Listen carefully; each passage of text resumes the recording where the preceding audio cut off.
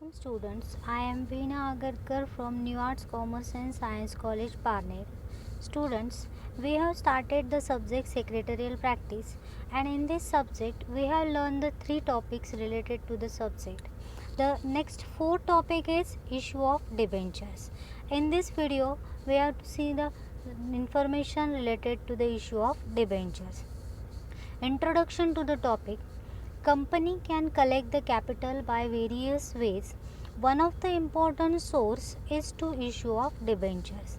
Company अलग अलग तरह से कैपिटल कलेक्ट कर सकती है.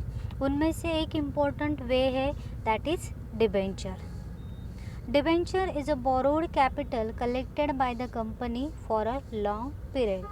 डिबेंचर जो है वो कंपनी का बोरोड कैपिटल है जो कंपनी लॉन्ग टर्म के लिए कलेक्ट करती है.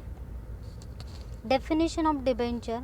A debenture is a document given by a company as evidence of debt to the holder, usually arising out of loan and most commonly secured by charge. Debenture की definition हमने पहले भी देखी है. डिबेंचर क्या है? Debenture is a document given by the company.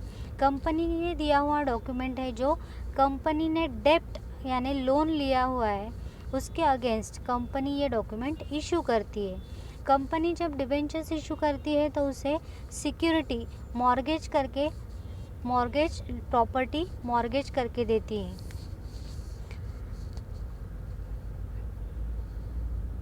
A company can make public issue of debentures only if first one is the company or its promoters or directors have not been prohibited by accessing the securities market by SEBI.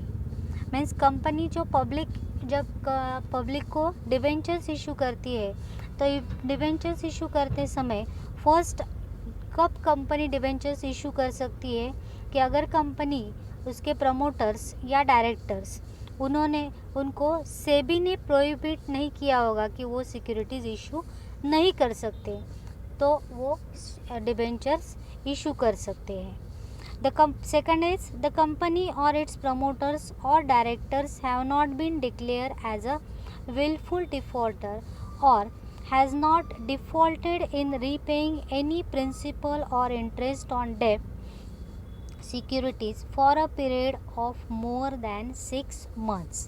मतलब company के जो promoters है directors है और company है ये defaulter नहीं है और उन्होंने कंपनी का जो पहले लिया हुआ लोन है डिबेंचर्स के दौरान उसका प्रिंसिपल अमाउंट इंटरेस्ट अगर पेड नहीं किया है मोर दैन 6 months तो वो डिबेंचर्स इशू नहीं कर सकते.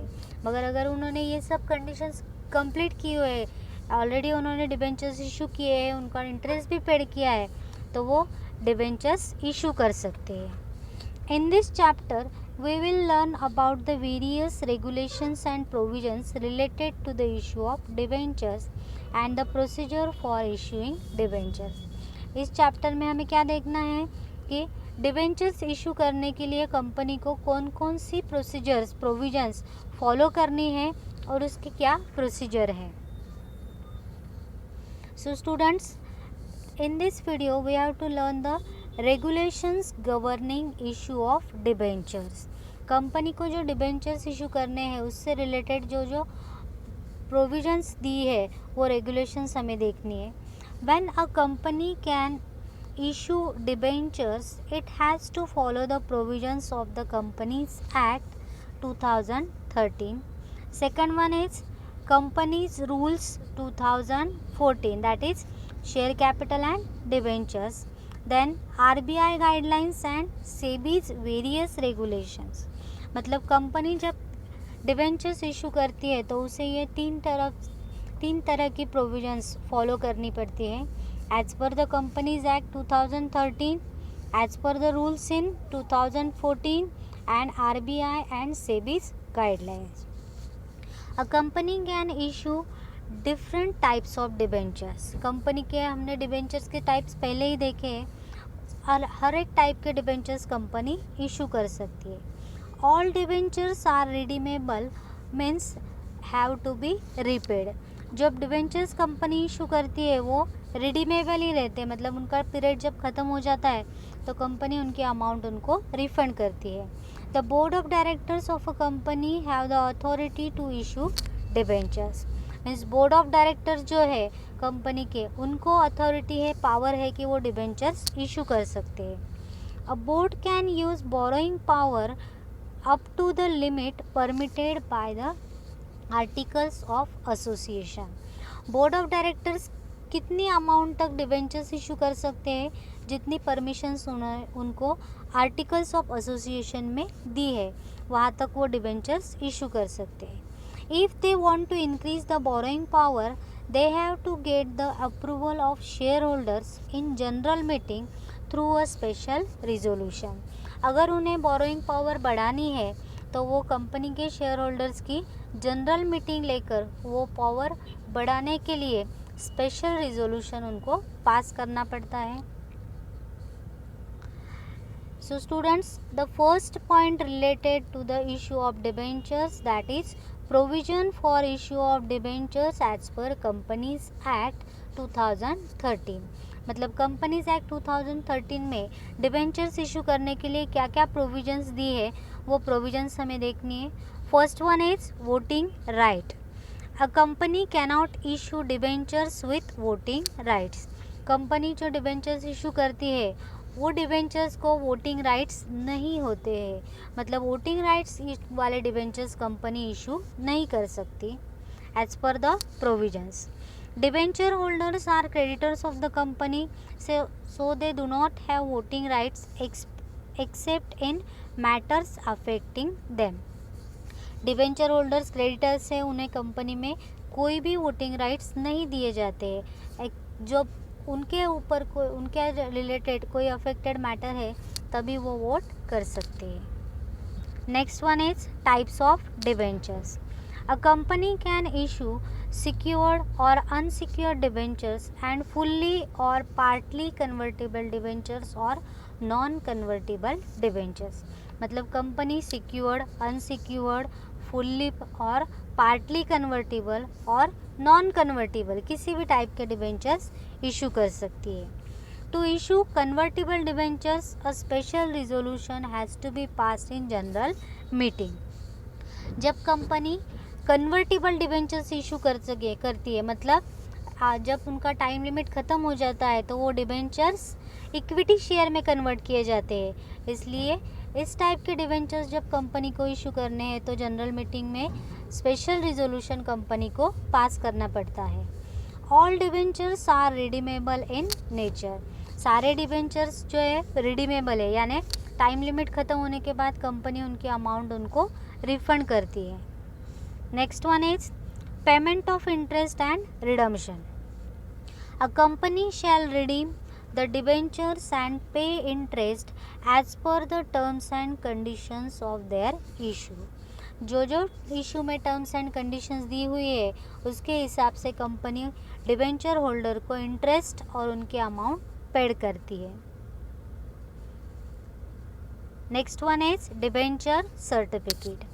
A company has to issue debenture certificate to the debenture holder within 6 months of allotment of debentures। Debenture जब कंपनी इशू करती है तो डिबेंचर्स इशू करने के बाद विदिन 6 मंथ कंपनी को डिबेंचर सर्टिफिकेट डिबेंचर होल्डर को अलॉट करना है। Next one is create debenture redemption reserve. Company has to create a debenture redemption reserve, that is DDR in short, account out of profits of the company available for payment of dividend।